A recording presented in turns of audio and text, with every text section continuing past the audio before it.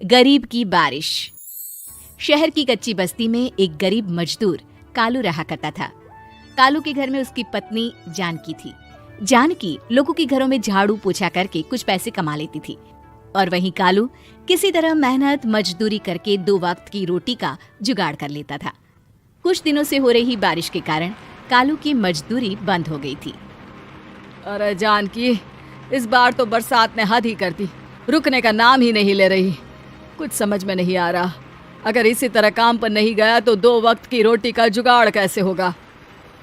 अरे तुम चिंता क्यों करते हो, बारिश का क्या है, 1 आध दिन में रुक जाएगी और उसके बाद में फिर से काम शुरू हो जाएगा। अरे 3 दिन तो हो गए, बरसात तो रुक ही नहीं रही है और आगे भी रुकने के कोई आसार नहीं दिख रहे। तो क्या हुआ, तुम्हारा काम बंद हुआ है ना। मैं तो अभी भी लोगों के घर झाड़ू पोछा करने जाती ही हूँ। मेरे पगार से कुछ दिन तो निकल ही जाएंगे। अरे घर का खर्चा तो हम किसी तरह चला लेंगे जानकी, लेकिन ये जो छत टपक रही है इसका क्या करेंगे। ये बात तो आपकी सही है। हमारी झोपड़ी अब काफी पुरानी हो चुकी है और इसके छप्पर में भी कई सारे छेद हो गए हैं। रात भर पानी टपकता रहता है। अरे मैं भी इसी बात से बहुत परेशान रहता हूँ, कहीं किसी दिन ज्यादा बारिश आ गई तो हमारी झोपड़ी टूटकर बिखर ना जाए। राम राम राम, ऐसी अशुभ बातें क्यों करते हो। अरे ऐसा कुछ नहीं होने वाला, ये झोपड़ी ही तो हमारा सब कुछ है। अगर यही नहीं रही तो हम जाएंगे कहाँ।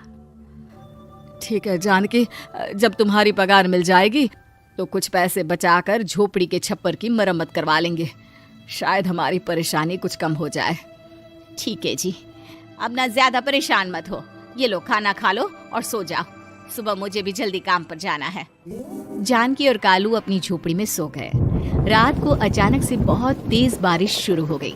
धीरे धीरे बारिश का पानी कालू की बस्ती में भरने लगा। पानी भरते भरते झोपड़ी के बाहर तक पहुंच गया था। सुबह के वक्त जब कालू और जानकी सोकर उठे, हे भगवान, ये क्या हो गया। बारिश का पानी तो हमारे घरों तक पहुंच चुका है। अब मैं काम पर कैसे जाऊंगी। रहने दो जानकी, तुम आज काम पर मत जाओ। ऐसे पानी से निकल कर जाओगी और बीमार पड़ गई तो लेने के देने पड़ जाएंगे। लेकिन अगर नहीं गई तो मालकिन लोग नाराज हो जाएंगे। आप जानते हैं ना, बड़ी मुश्किल से 1 दिन की छुट्टी भी नहीं देती है। अरे लेकिन जानकी, झोपड़ी के बाहर तो पूरी बस्ती में पानी भरा है, तुम जाओगी कैसे। जानकी जैसे तैसे करके काम पर चली जाती है, लेकिन अगले दिन फिर से बहुत ज्यादा बारिश होती है और बस्ती में ज्यादा पानी भर जाता है। आज तो मैं तुम्हें किसी भी तरह काम पर नहीं जाने दूंगा। अरे अगर तुम्हें कुछ हो गया तो क्या होगा। ठीक है, तुम ठीक ही कहते हो, आज नहीं जाती। अगर मालकिन नाराज हो गई तो मना लूंगी किसी तरह। अरे मनाने वाली क्या बात है, जब तुम बताओगी कि हमारी झोपड़ी में पानी भर गया है तो वो खुद ही समझ जाएंगे ना।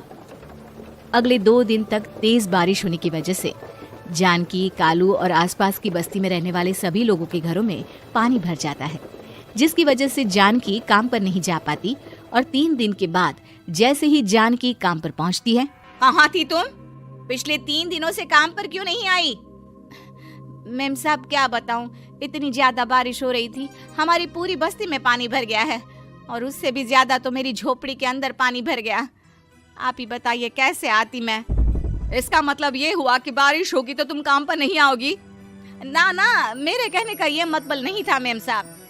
तुम जानती भी हो 3 दिन से कितनी परेशानी हो रही है मुझे, सारा काम मुझे खुद करना पड़ा। माफ कर दीजिए मालकिन जी, पर मैं क्या करती, आने के लिए रास्ता ही नहीं था, सब जगह पानी भरा हुआ था। बहाने तो तुझे बहुत बनाने आते हैं। जानकी देख, अगर अगली बार ऐसा किया ना तो फिर काम से हमेशा के लिए छुट्टी। अरे ना ना मालकिन, ऐसा मत कीजिए। बारिश की वजह से मेरे पति की मजदूरी भी छूट गई है। बड़ी मुश्किल से घर में 2 वक्त खाने की रोटी का जुगाड़ हो पाता है। आप मुझे काम से निकाल देंगे तो हम क्या खाएंगे। अगर इतनी ही चिंता है तो फिर रोजाना काम पर आया करो। चलो अब जल्दी से जाकर घर का सारा काम करो। बारिश रुकने का नाम ही नहीं ले रही थी। पूरे शहर में बाढ़ जैसे हालात बन गए थे, लेकिन नौकरी जाने के डर से जानकी किसी तरह रोज काम पर जाती थी।